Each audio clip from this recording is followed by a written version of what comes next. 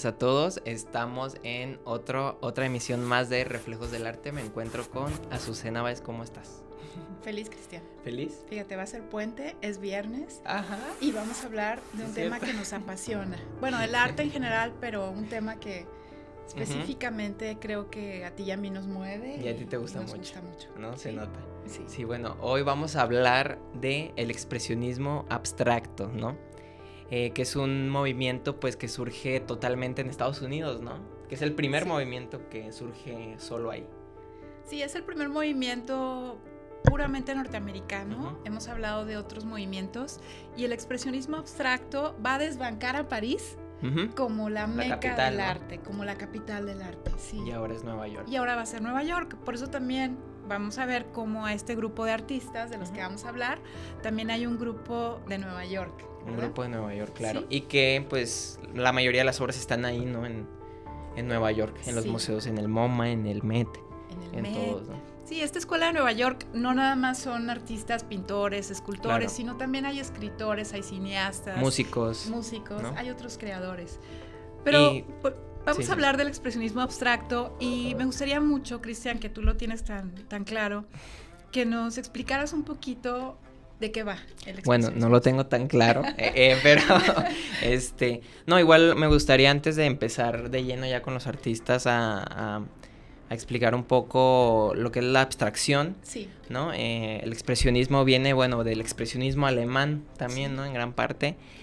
Y la abstracción, bueno, es normal que la gente diga, pues no sé, este cuadro no me dice nada, no me gusta, ¿cómo lo leo, no? O sea, es desconocido realmente y es totalmente normal porque nosotros estamos acostumbrados, pues nuestra realidad es figurativa todo el tiempo, ¿no? O sea, la abstracción es más de la mente. Entonces algo abstracto pues es algo que evidentemente se sale de lo figurativo y que, no sé, por ejemplo, a mí me gusta la música clásica y no sé, una obra es abstracta, o sea, el sonido es abstracto, ¿no? Porque no le puedes, no tiene forma, no tiene peso, ¿no? Más bien... No puede reconocer como fácilmente... Sí, no es fácil. De reconocer cuál es el tema, ¿no? Ándale, sí. Ándale, exactamente. Entonces, bueno, nada más explicar que, bueno, esto se sale de lo figurativo, que no hay que verlos no hay que verlos de que, pues con esos ojos, ¿no? De que es figurativo, no, es otra cosa, es como si fuera otro idioma, otro lenguaje, ¿no? Otro lenguaje, una revolución.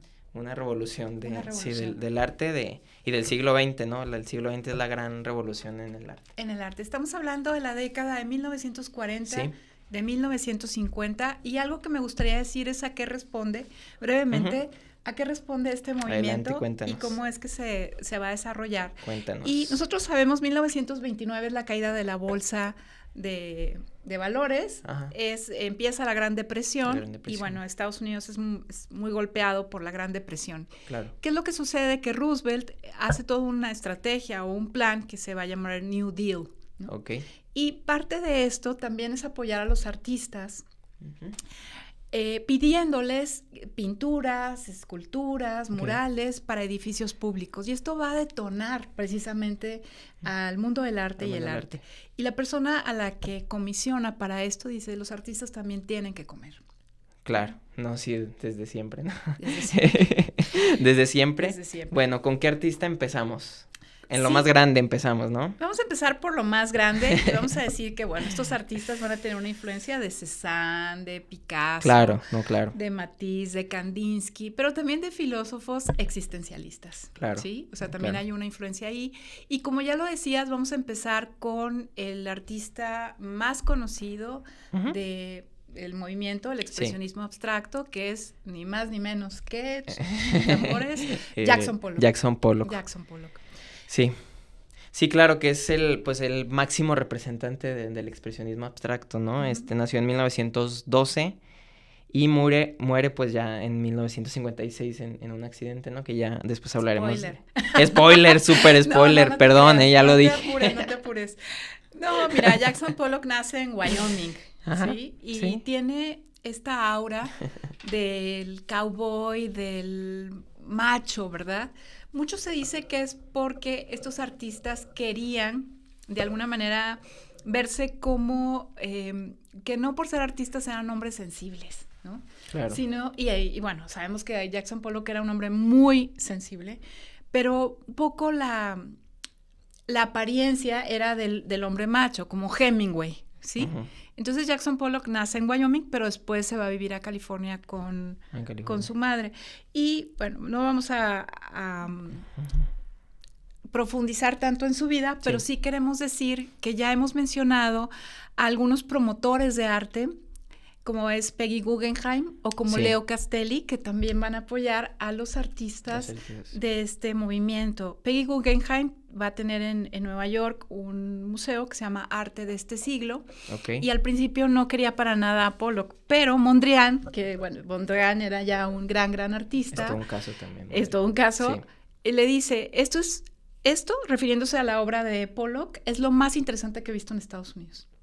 Mira qué interesante. Sí, porque Estados Unidos realmente sí, en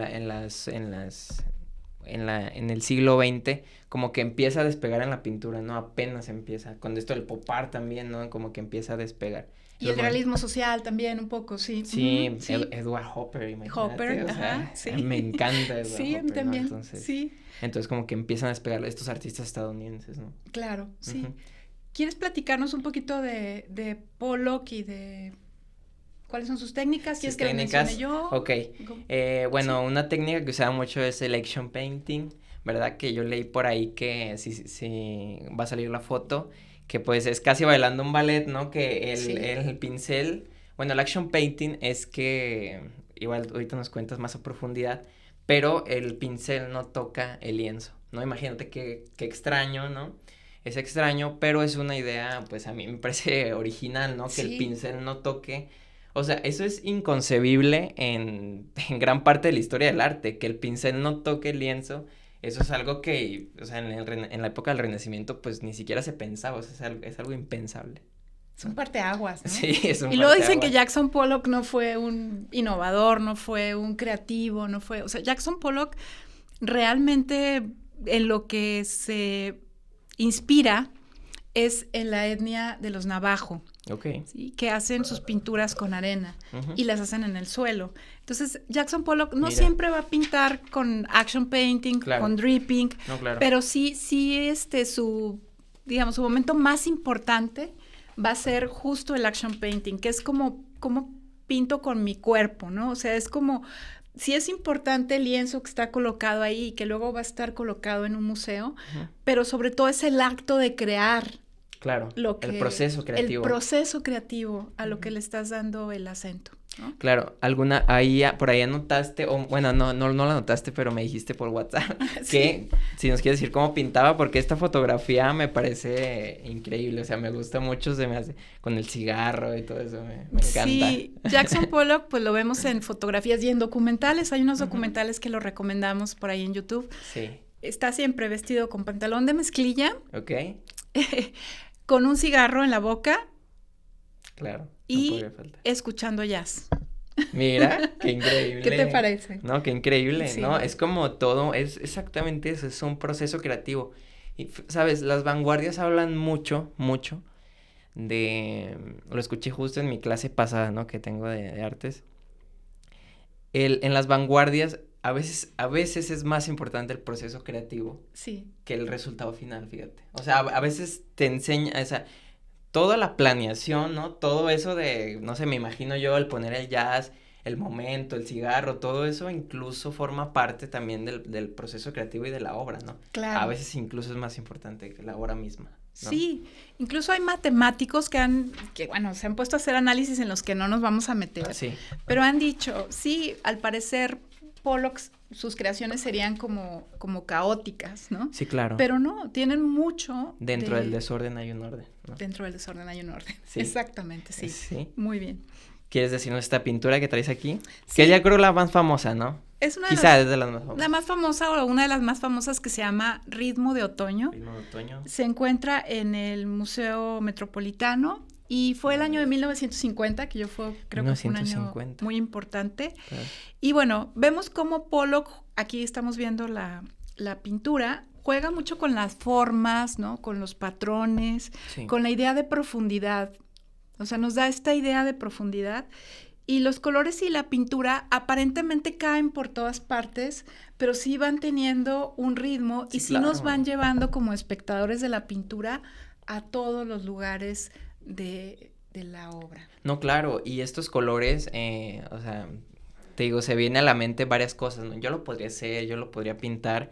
Realmente ellos conocían la teoría del color, ¿no? O sea, la teoría del color, pues, no usa colores así nada más porque sí, ¿no? Aquí veo un café blanco, color negro también, ¿no? Entonces, todo crea un contraste, esos blancos brillan, ¿no? Esas formas blancas que hay por aquí en el cuadro hacen que el cuadro brille, ¿no? Que el cuadro brille y que la mirada se vaya trasladando de un lugar a otro. Que se traslade entre las líneas. Entre las líneas. Sí. La siguiente que tenemos también es una que se llama Convergencia. Que está en el Albright Knox de Buffalo, ¿sí? Son cuadros, hay que decirlo, que son cuadros y son pinturas de gran formato. Son de gran formato. Sí, estas que estamos mencionando, ¿verdad? Sí, son de gran formato. Que son características de este movimiento. ¿Cómo explicar el mundo actual con los cánones del Renacimiento? Esto es algo que, al ver Convergencia, recordamos estas palabras de Jackson Pollock, ¿verdad? Híjole. ¿Cómo vamos a hablar de los cánones? Sí, claro. ¿Cómo vamos a pintar con los cánones del Renacimiento en el mundo actual? Dice él, con aviones, con guerra, con industrias. No se puede, ¿no? No, es que cuando tiraste esa frase realmente se me hizo muy, muy complicado, ¿no? Realmente yo no tengo una respuesta para eso. Exactamente. Y creo que ese es el genio también que llega a tener Jackson Pollock. Okay. Por último, para pasar a la siguiente artista, que es mujer, vamos a hablar de esto que se llama mural en suelo rojo, ¿no? En suelo rojo, ¿no? Sí. Sí, o sea, vemos otra de estas líneas, amarillos, rojos, oscuros, ¿no? Te digo, eso de que no tocaba el pincel el cuadro me parece muy revolucionario. Sí. Y también es de 1950, ¿no? También hay otro cuadro que lo voy a nombrar también, que por aquí lo tienes, que lo vamos a ver aquí en la pantalla. Me encantó, sí. Me fascinó, que es la profundidad y se me fue la palabra, pero esta luz blanca se me hace una luz incluso de cirujano, una luz completamente blanca y que hace contraste, le da profundidad realmente eso que está en negro en medio, ¿no? Sí, es como el destello dentro de la oscuridad, se puede decir de esa manera, ¿no? El destello dentro de la oscuridad, de la profundidad que está en el Centro Pompidou de París. Claro. Sí, está en el Gran Museo Pompidou. Bueno, vamos a hablar de una artista y ella está muy relacionada con Jackson Pollock. Ahorita vamos a ver por qué, ¿sí?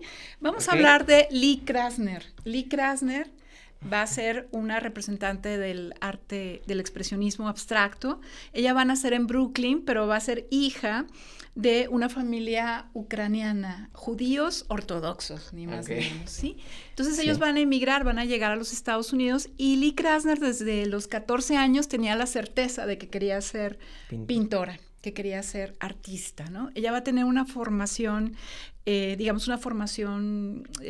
académica, con un rigor académico, y ni más ni menos que Hans Hofmann, este pintor alemán, que conoció a Kandinsky, a Matisse, va a ser profesor de Lee Krasner, ¿no? Okay. Nada más. Entonces, Lee Krasner va a ser una mujer que va a tener unos...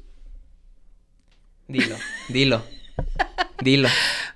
Una fuerza y un valor para codearse y para hablarse al tú por tú con otros de los artistas de la época. Y además va a ser esposa de Jackson Pollock. Ok. Sí. No, y que es conocida, pues, por sus pinturas. O sea, ella no quería que se fuera conocida como la esposa de Jackson Pollock, ¿no? Exactamente. Aquí tienes una cita que me gustó mucho. Ajá. Que dice, mis pinturas son autobiográficas y alguien se toma la molestia de leerlas, ¿no? Sí. Esto tiene, o sea, esto de que tomarse la molestia de leerlas, es una frase muy acertada, porque en la abstracción tienes que tomarte la molestia de verlo, ¿no? De de apreciarlo, de tratar de entenderlo. Traía un ejercicio así muy pequeño, no sé si quieres que lo diga. Por supuesto, Cristian. Para la gente que nos escucha, ¿no? Para entender, te digo, para ir caminando un poco en este camino de la abstracción. Piensen en una canción que a ustedes les guste, puede ser de cualquier estilo, y también para nosotros, o le pueden poner pausa y piensen en una canción. Sí. Y ya cuando tengan la canción, imagínense, o háganlo, o no sé, imagínense qué forma tendría esa canción, cómo podrían dibujar esa canción, qué color es esa canción, qué color les evoca esa canción, ¿no? Porque a veces a veces las canciones, no sé, esta canción me evoca azul, o sí, no sé. Sí. Eso es un proceso de abstracción y ya es un avance, ¿no? Aunque la gente piense que no entiende nada de esto, sí, el hecho de imaginarte ya eso es un avance en el camino de la abstracción y realmente es, pues, entender que eso es lo abstracto y que eso también te puede comunicar, ¿no? Muy bien. Muy interesante. Bueno, yo me imaginé el himno a la alegría, no sé cuál te imaginaste. Oye, no manches, venía escuchando el himno de la alegría ahorita cuando venía en el carro, te lo prometo. Te lo prometo. Te lo prometo. Muy bien, Cristian. Ok. Bueno, ya después yo no leo la mente, ni nada, no tengo esos poderes, ojalá. Oye, me da miedo. Bien. Pero bueno, a ver. Nos vamos a poner muy serios porque vamos a hablar de un tema muy serio. Bueno, Lee Krasner era una mujer muy apasionada y ella misma decía, yo soy artista antes, durante y después de Pollock. ¿Nos quieres hablar un poquito de Desnudo Sentado? Mira, esta pintura de 1940. Esta pintura está increíble, a mí me encanta. Me gusta muchísimo, a mí me evoca mucho el futurismo, estas líneas curviadas, estas líneas en punta, así, ¿no? Estos paisajes. Sí. Realmente realmente hay muchos matices, o sea, no se ve una pintura hecha, la hice va, no, para nada, nada. Sumamente cuidada, está en el Museo de Arte Moderno de Nueva York, ¿verdad? Casi todas en Nueva York, habrá que ir a verlas. Sí, fíjate que son pinturas las de Lee Krasner muy viscerales, muy emocionales y por lo mismo te transmiten, que creo que eso es algo muy importante en el movimiento, ¿no? La emoción que llegas a sentir, que te transmite precisamente ese cuadro. Estamos viendo el de Nacimiento, que es de 1956 y que está en un museo de Carolina del Norte. ¿A qué responde este de Nacimiento? Es el año en el que muere Jackson Pollock y para no hacer el cuento muy largo, Jackson Pollock era alcohólico y bueno, vivía con su esposa, con Lee Krasner, y se hace de un amante que se llamaba Ruth Klingsman, y una pintora más joven, ¿no? Mucho más joven que ellos, y entonces en algún momento Lee Krasner dice, ya no soporto esta situación, se va a París, Pollock se queda feliz pues con Ruth, supongo, no sé, y un día en el que van en el coche, Ruth, una amiga de Ruth y Jackson Pollock, hay un accidente.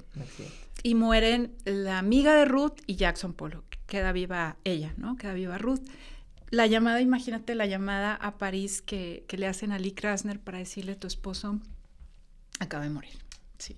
No, y qué impactante y murió, o sea, siempre las muertes en accidente pues son muy, muy impactantes y no sé a qué edad murió, ¿sabes? Bueno, más.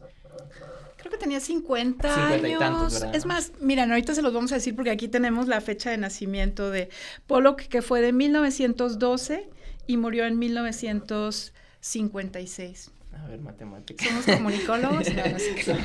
No tenía ni 50 años, tenía 40 y tantos años. Sí. O sea, muere realmente muy joven. Pero lo importante es que Lee sigue pintando, sigue con una fundación también a nombre de Jackson Pollock. Y ella empieza a hacer cuadros cada vez más grandes, empieza a ser cada vez mejor artista y logra sobreponerse a esa tragedia. No, claro. 44 años muere Jackson Pollock, realmente muy, muy joven, ¿verdad? Sí, muy joven. Sí. Bien, ¿quieres decir algo más de Lee Krasner o pasamos? Si quieres pasamos a Rothko para hablar bien de él. Bueno, aquí tenemos un cuadro de gran formato que en el Guggenheim de Bilbao, un cuadro precioso, ¿no? De gran formato también. Gracias por traerlo y por compartirlo, Cristian. Sí. Bueno, pues Rothko nace en 1903, me parece ruso. ¿verdad? Sí, es ruso. Él sí nació en Rusia. Rusia. Y bueno, su familia también es igual que Lee Krasner, de una familia judía que sufre discriminación, y el padre de Rothko quiere darle una mejor vida a su familia y se mudan a los Estados Unidos. Y muere el padre muy joven también. Y bueno, van a vivir en Portland, Oregon. Ok. Y posteriormente se va a Nueva York. Sí, y digo yo, aquí voy a soltar una palabra. Sí. Mi compa Rothko, pues le encantaba Mozart, ¿no? Entonces ¿sí? digo, oye, pues ya somos dos, ¿no? Ya somos dos obsesionados con Mozart, ¿no? Que aquí dices que era el alfa y el omega, ¿no? Para él. Que estos artistas, ¿no? Uno mal piensa de que pues pinta así muy simple, aunque para nada es así, pero estos tipos tienen un conocimiento amplio de todo el arte que ha pasado antes, de la música, de la literatura, ¿no? Son personas muy, muy capaces y muy cultas, ¿no? Muy cultas. Y en el caso de Rothko, él estaba becado para entrar a la Universidad de Yale. Finalmente está un par de años, como decimos, va a vivir en Nueva York, va a dar clases en una escuela judía. Eso me parece muy, muy buen dato. Y posteriormente pues se va a empezar a ganar la vida. Aquí vamos a ver una imagen de un autorretrato de él, ¿verdad? Que es el que tenemos aquí. Sí, los ojos parecen moscas, ¿no? Siempre a mí me evoca eso siempre, ¿no? De un Rothko joven, ¿no? Sí.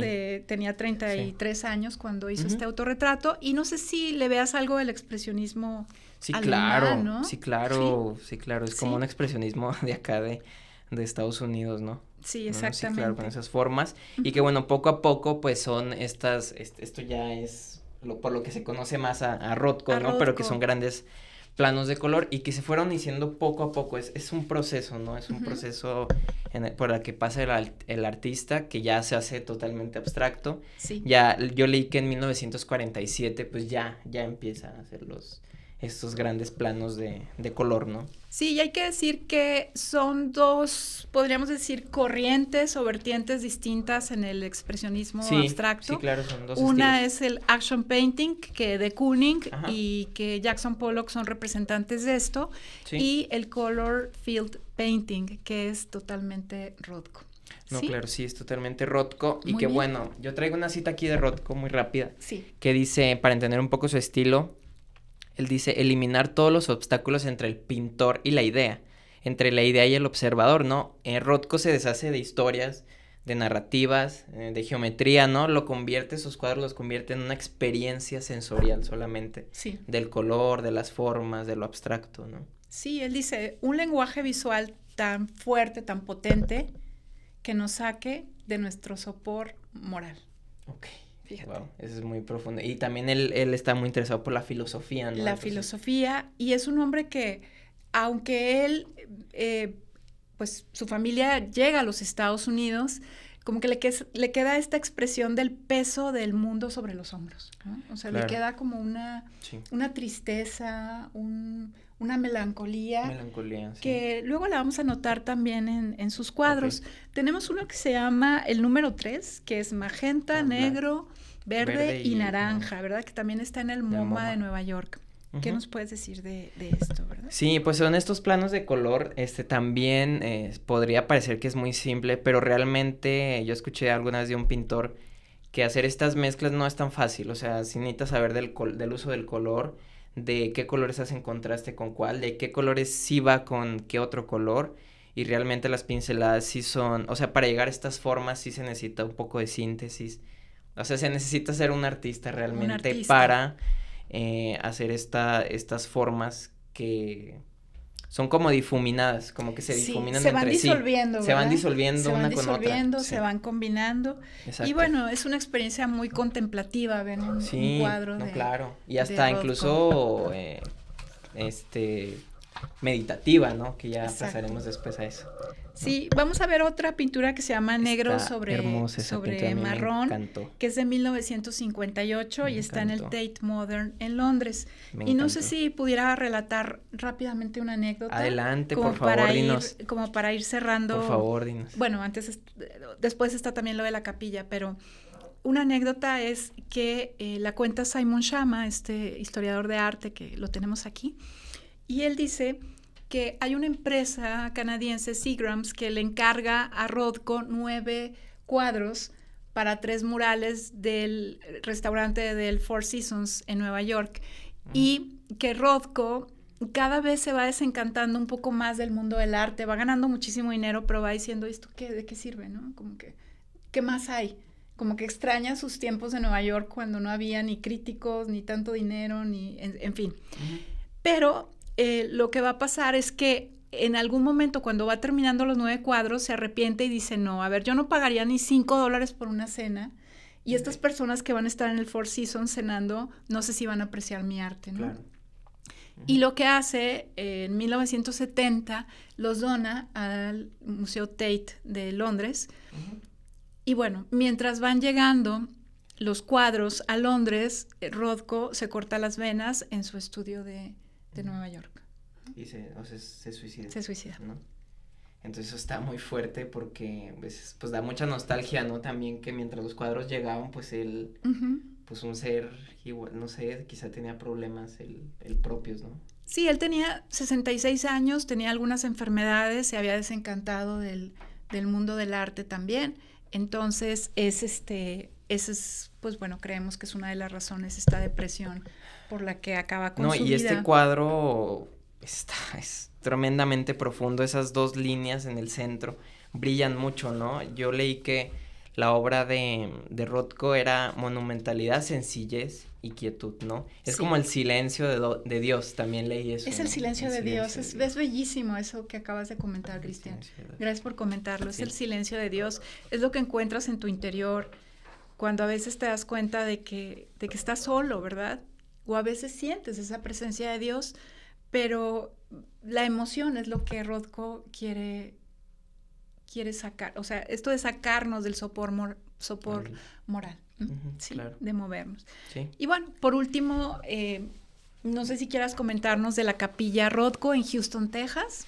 Sí, pues esta capilla está maravillosa, creo que no leí exactamente cuántos cuadros eran, pero pues es una capilla que está en Houston, precisamente, y que tiene van a salir fotos. 14 pinturas. 14 pinturas, y son pues pinturas enormes, y que pues al fin y al cabo es un espacio para la reflexión, se supone que no tiene religión, puede ir cualquier persona. Es ecuménica. Claro, me recuerda mucho al Museo de la Orangerie de Monet, que es también este espacio en el que espacio para meditar, un espacio para estar ahí, para reflexionar, y realmente estos cuadros, pues, imagínate lo que sería la experiencia que es estar ahí, estar en silencio, ¿no? Estar contigo mismo y estar con los cuadros de Rothko. En esos espacios. Qué mejor manera que celebrar la vida de Rothko, claro, y sobre todo su arte, ¿verdad? Claro. Sí. Bueno, está abierta a todos y es una pareja que yo también quiero ir. Quiero ir a verla. Es una pareja que estaba relacionada con la industria del petróleo, quienes le comisionan a Rothko esta capilla, y bueno, la capilla se consagra ya después de que él muere, pero ahí está para todas y todos. Para nosotros, ¿no? Muy bien. Muy bien. Ok, si quieres pasamos. ¿Querías nombrar nada más nombrar a este artista, verdad? Bueno, queremos nada más, no podríamos dejar claro, de lado a Willem de Kooning, ¿verdad? Willem de Kooning, que es un artista del expresionismo abstracto, que nace, él es holandés y llega a Nueva York de manera, digamos, ilegal, ¿no? Okay. Pues sí, de alguna manera. Y entonces él empieza a pintar. Él había tenido una formación también artística en Rotterdam, de donde era originario. Y bueno, empieza a pintar. Y fíjense que quiero que veamos una pintura que se llama Excavación, que es de 1950, igual que las pinturas que vimos de Pollock. Eran amigos y también había una rivalidad entre ellos, pero pues eran amigos, se juntaban en un lugar por ahí que te pasé el dato, que se llamaba Cedars Bar. El bar. O la taberna, ¿verdad? Del Cedro. Y esta excavación, nada más mencionar que está en el Instituto de Arte de Chicago, que es un pedazo de museo, que es increíble, ¿verdad? Es increíble. Y está inspirada esta pintura que estamos viendo, la de Excavación, en una película del cine neorrealista italiano. Ah, sí. Sí, que se llama Arroz Amargo. Okay. Y en él aparecen sobre todo mujeres que están en unos campos de arroz que ustedes saben que son húmedos, que, bueno, las mujeres tenían el agua hasta las rodillas, tenían sus sombreros y hay una escena, pues, preciosa, ¿verdad?, de esta película que te hace reflexionar mucho sobre el trabajo de las mujeres y sobre migrantes, etcétera. Pero él se inspira precisamente para este cuadro. Oye, habrá que ver esa escena ahí Sí, para ver si tiene claro relación que sí. con el cuadro, ¿no? Las formas. Las formas. También tiene otras pinturas que hablan sobre la mujer. Hay una que se llama Mujer 1, que la pintó entre 1950 y 52 y que está en el Met. En el Met. Y bueno, esto causó revuelo entre los ortodoxos del expresionismo abstracto. ¿Nos quieres explicar un poco por qué? Sí. No, bueno, me comentabas también porque sale un rostro, ¿no? Se supone que en el expresionismo abstracto, pues se deshacen de lo figurativo completamente. Sí. Y acá sí podemos ver un rostro. Un rostro de mujer, ¿no? Sí, que para los cuadros pues está muy definido este rostro, exactamente, ¿no? Para los cuadros es una mujer que al mismo tiempo pues está expresando vulnerabilidad, pero fuerza.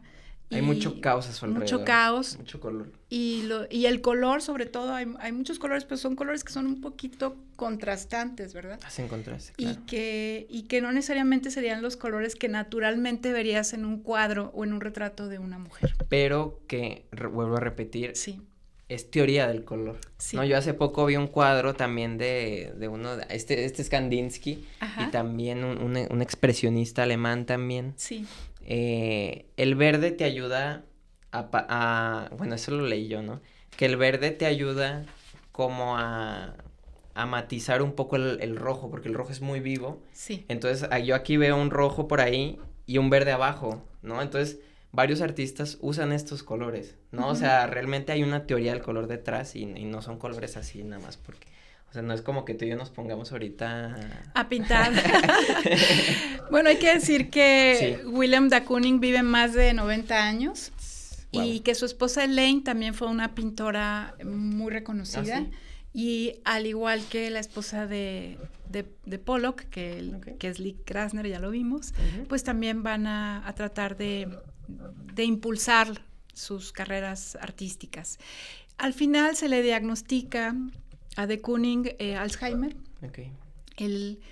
Hay unos abogados que dicen, bueno, por cuestiones así como de si es capaz o no de manejar su patrimonio decían, ¿es capaz o no? Y decían, pues sigue pintando maravillosamente. Sí, me acuerdo que lo que te decía es que supera la conciencia, ¿no? Imagínate, el hecho de pintar algo te supera a la conciencia misma, ¿no? Quizá es otro plano, ¿no? ¿Quién sabe? Claro. Entonces, de Kooning, bueno, un hombre que, digamos, dejó atrás los convencionalismos, que fue muy innovador y que sus cuadros, pues, se han vendido hasta en 300 millones de manera privada. Por eso a veces no hablamos de que son los cuadros más valiosos porque son subastas o son ventas más bien privadas, pero hasta en 300 millones de dólares, por ahí un cuadro que va a aparecer, que es el de Intercambio, de 1955. Muy bien, bueno, pasamos a los datos curiosos, ya para ir cerrando. Vamos cerrando. Para ir cerrando este gran tema. Sí. ¿Quieres empezar tú o empiezo yo? Si quieres empieza tú, Cristian. Ok. Sí. Bueno, a Rothko no le gustaba, como a muchos genios, que los encasillaran, ¿no? Los etiquetaran, ¿no? Su trabajo, o sea, que su trabajo lo encasillaran en una categoría, ¿no? Sí. Pues, arte abstracto, ¿no?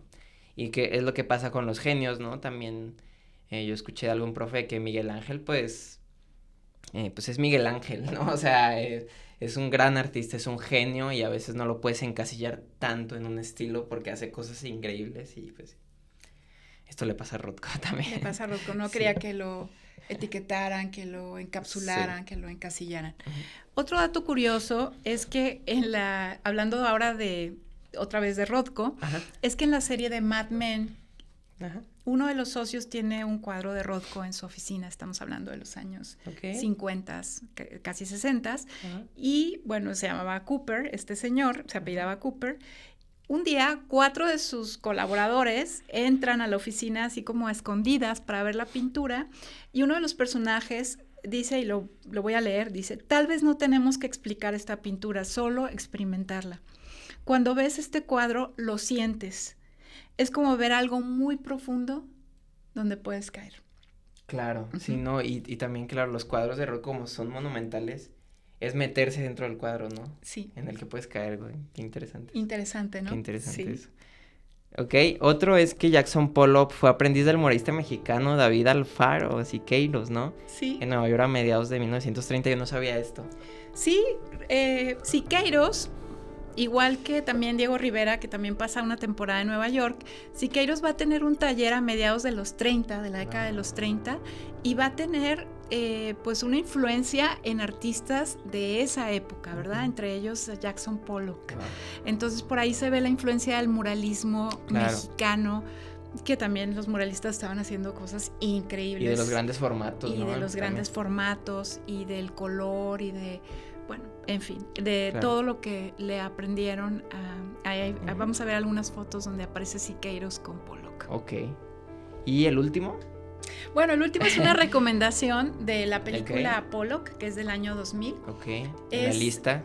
Dirigida e interpreta a Pollock, el gran actor que es Ed Harris, que no es cosa menor. Okay. Y Lee Krasner es interpretada por Marcia Gay Harden. Entonces ellos hacen pues esta historia, esta relación, que fue una relación de pares, ¿no? De pares artistas, que fue una relación apasionada, que fue una relación donde ambos se retroalimentaban, se preguntaban, ¿es esto una pintura? Y el otro decía, sí. ¿Es esto una obra de arte? Sí. Pero que también pues hubo evidentemente sus complicaciones. Pero les recomendamos, vean la película de Pollock con Ed Harris, que es tremendo actor. Gracias, Cristian. Bueno, entonces, ¿cómo acabarías ya para terminar? Dime qué conclusión sacas del movimiento. A veces es difícil explicar lo que uno siente frente a un cuadro de este movimiento, un Pollock, un Rothko, un Krasner, pero creo que es algo que realmente te llena, te permite explorar, pensar, emocionarte y sobre todo escarbar ahí donde a veces, en el mismo espíritu de nosotros, donde a veces no nos detenemos a contemplar estas pinturas que son increíbles. Ok, pues te agradezco mucho que hayas propuesto este estilo, que no soy tan experto ni pues, mucho menos, pero bueno, siempre es bueno empezar, ¿no? A conocer este tipo conocemos de cada vez más, sí. Sí, bueno, pues te agradezco mucho, les agradecemos mucho a ustedes por habernos escuchado, y bueno, esto fue Reflejos del Arte. Hasta muy pronto.